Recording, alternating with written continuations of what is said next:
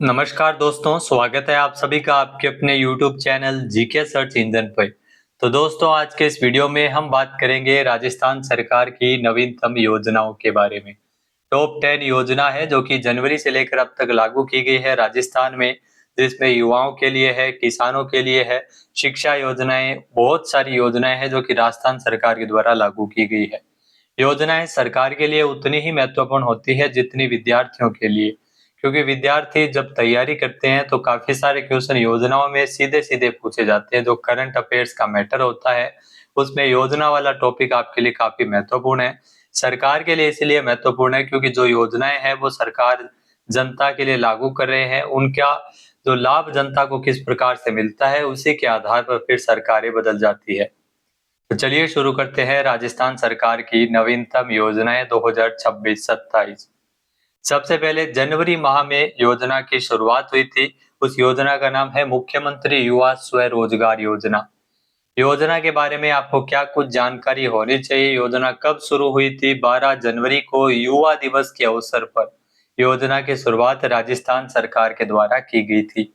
मुख्य उद्देश्य राज्य के युवाओं को आर्थिक रूप से आत्मनिर्भर बनाना, उन्हें सूक्ष्म उद्यमी के रूप में स्थापित करना है।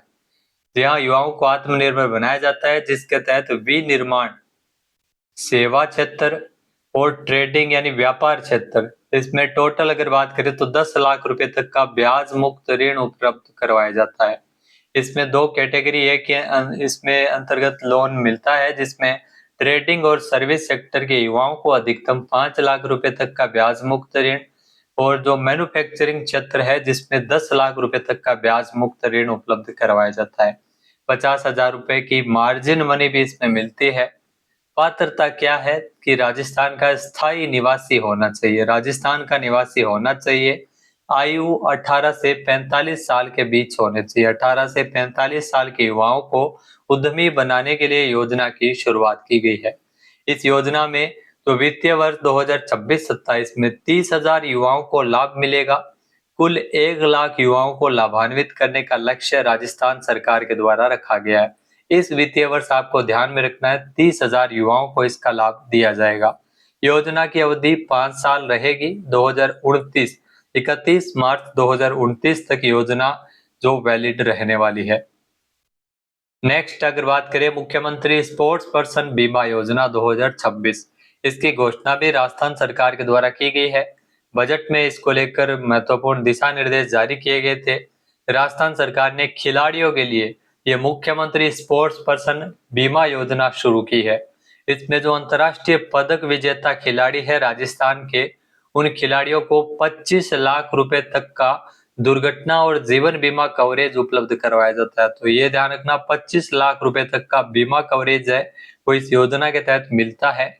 राष्ट्रीय स्तर के खिलाड़ी है उनको 10 लाख रुपए तक का बीमा कवर मिलेगा, और अंतर्राष्ट्रीय पदक विजेता जो खिलाड़ी है उनको 25 लाख रुपए का बीमा कवर मिलेगा। ये खेल नीति 2024 का हिस्सा है, मुख्यमंत्री स्पोर्ट्स पर्सन बीमा योजना 2026। तो ये भी आपके लिए जरूरी है।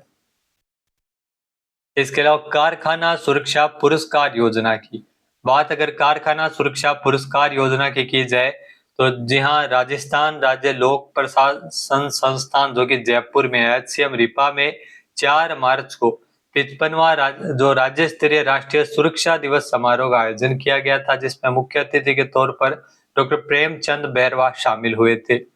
यहाँ मुख्य उद्देश्य जो उद्योगों और संस्थानों में सुरक्षा के प्रति जागरूकता बढ़ाना और सुरक्षित कार्य संस्कृति को सुदृढ़ करना है।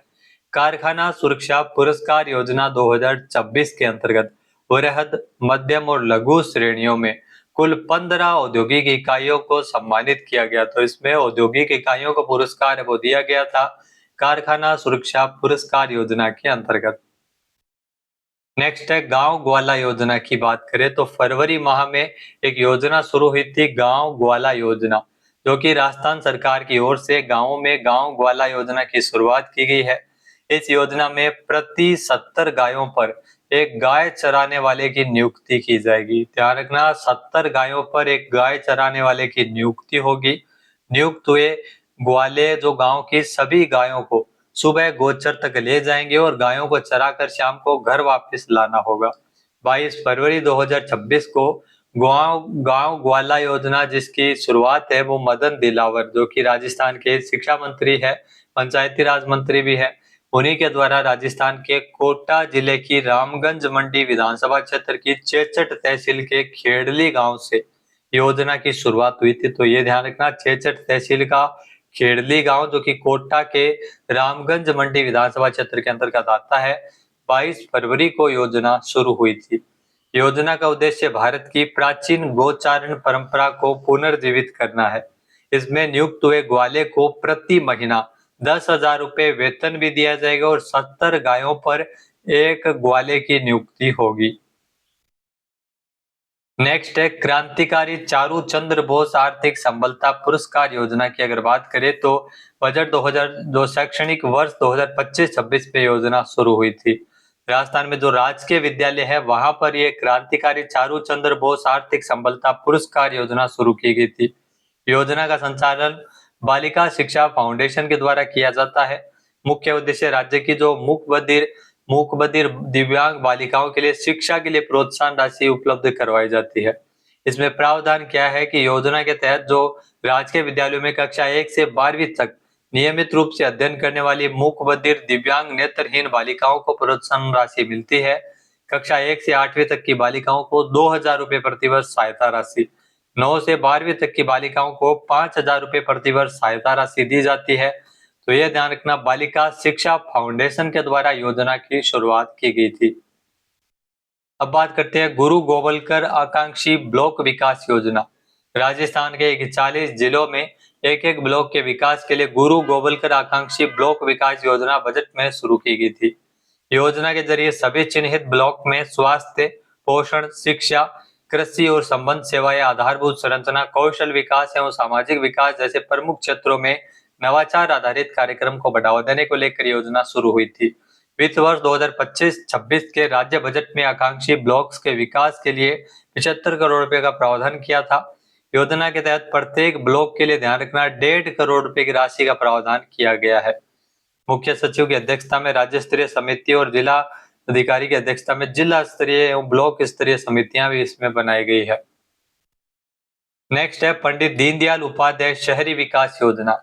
राज्य में 12,500 करोड़ रुपए की लागत की जो पंडित दीनदयाल उपाध्याय शहरी विकास योजना भी लागू की गई है। योजना की अवधि 7 वर्ष होगी। बजट 2025-26 में घोषणा हुई थी। योजना का मुख्य उद्देश्य शहरी क्षेत्र के समावेशी विकास, पलायन की रोकथाम, सीवरेज, जल निकासी, स्वच्छता, अपशिष्ट निपटान करना, कई कार्य इसमें करवाए जाते हैं। योजना के तहत संभागीय मुख्यालय सहित 32 शहरों में कचरा प्रबंधन संबंधी कार्य किए जाएंगे। राज्य के सभी 52 नगर परिषद में घर घर कचरा संग्रहण वाहनों पर वाहन ट्रैकिंग सिस्टम लगाने तथा कंट्रोल कमांड सेंटर का निर्माण कर उन्हें राज्य स्तरीय कमांड सेंटर से जोड़ा जाएगा। पंडित दीनदयाल उपाध्याय शहरी विकास योजना जो कि 7 वर्षों के लिए लागू की गई है। फिर है बैलों से खेती करने पर प्रोत्साहन राशि योजना। ये भी एक राजस्थान सरकार की योजना है। राजस्थान सरकार ने प्राचीन कृषि पद्धतियों को बढ़ावा देने के लिए इस नई योजना की शुरुआत की थी। इसके तहत बैलों से खेतों की जुताई कराकर कृषि कार्यों को बढ़ावा दिया जाएगा। योजना के तहत बैलों से खेती करने वाले किसानों को सालाना इसमें 30,000 रुपए की प्रोत्साहन राशि इसमें दी जाएगी। कंडीशन यही है कि जो खेती किसानों के द्वारा की जाती है वो पारंपरिक रूप से बैलों से खेती करनी होती है। ये योजना केवल बैलों के संरक्षण का माध्यम नहीं बल्कि छोटे किसानों के लिए आर्थिक संबल भी साबित होगी। इस योजना की घोषणा ग्रीन बजट में की गई थी। प्रोजेक्ट पृथ्वी योजना 2026। जी हाँ, 2026-27 के बजट में एक और नई योजना की घोषणा हुई थी, वन और पर्यावरण संरक्षण के लिए प्रोजेक्ट पृथ्वी। जी हाँ, पृथ्वी जिसका पूरा नाम है project for resilient and integrated जो terrestrial habit and wild life योजना। तो ये योजना शुरू हुई थी। इसके तहत 1500 करोड़ रुपए का प्रावधान पृथ्वी प्रोजेक्ट के लिए किया गया था। इसका मुख्य उद्देश्य वन्यजीव संरक्षण और मानव वन्यजीव संघर्ष को कम करना है और पारिस्थितिकी तंत्र को मजबूत करना है। भारत ने इसी के संबंध में आपने जरूर पढ़ा होगा कि जो कैरेकल को जो बचाने के लिए गोट बैंक शुरू किया है, बकरी बैंक, क्योंकि कैरेकल जो वन्यजीव है जो बकरियों का शिकार करता है, तो बकरियों के शिकार करने पर वो जो गांव वालों के द्वारा कैरेकल को मार दिया जाता है, तो उसके वन्यजीव संघर्ष को, मानव वन्यजीव संघर्ष को कम करने के लिए इसमें कार्य किया जाएगा, तो वो भी एक इसी का हिस्सा है। भारत सरकार ने राजस्थान और गुजरात में, तो ये अलग है। नेक्स्ट है राजस्थान स्वयं सिद्धा आश्रम योजना 2026। जहां राजस्थान सरकार की स्वयं सिद्धा आश्रम योजना, जो कि वरिष्ठ नागरिकों और निराश्रित व्यक्तियों को सम्मानपूर्वक जीवन प्रदान करने के लिए शुरू की गई है। सामाजिक न्याय और अधिकारिता विभाग के द्वारा संचालित इस योजना के तहत संभागीय मुख्यालय और चुनिंदा जिलों, जिसमें 17 जिलों में विशेष रूप से ओल्ड एज होम, जो विशेष आश्रम खोले जा रहे हैं। स्वयं सिद्धा आश्रम में प्रवेश के लिए किसी भी राज्य के वरिष्ठ नागरिक या असहाय निराश्रित व्यक्ति इसमें पात्र है। योजना के अंतर्गत जो प्रति आवासी 3250 रुपए प्रतिमाह मैस भत्ता इसमें दिया जाता है। इसके अतिरिक्त प्रत्येक 5 वर्षों में इसमें 10,000 रुपए का अनावर्तक व्यय भी इसमें दिया जाता है। योजना का उद्देश्य केवल आश्रय देना नहीं, बल्कि बुजुर्गों को सम्मानजनक, सुरक्षित एवं सक्रिय जीवन प्रदान करना है। आश्रम में आवास, पौष्टिक भोजन, वस्त्र, चिकित्सा, स्वास्थ्य सेवाएं, मनोरंजन और सामाजिक गतिविधियों की समुचित व्यवस्था की गई है। तो दोस्तों, ये थी राजस्थान सरकार की 10 महत्वपूर्ण योजनाएं। वीडियो आपको कैसा लगा कमेंट करके जरूर बताइएगा। चैनल पे नए जुड़े हो, सब्सक्राइब नहीं किया है तो भी सब्सक्राइब बटन पे क्लिक करें। जय हिंद, जय भारत, जय राजस्थान।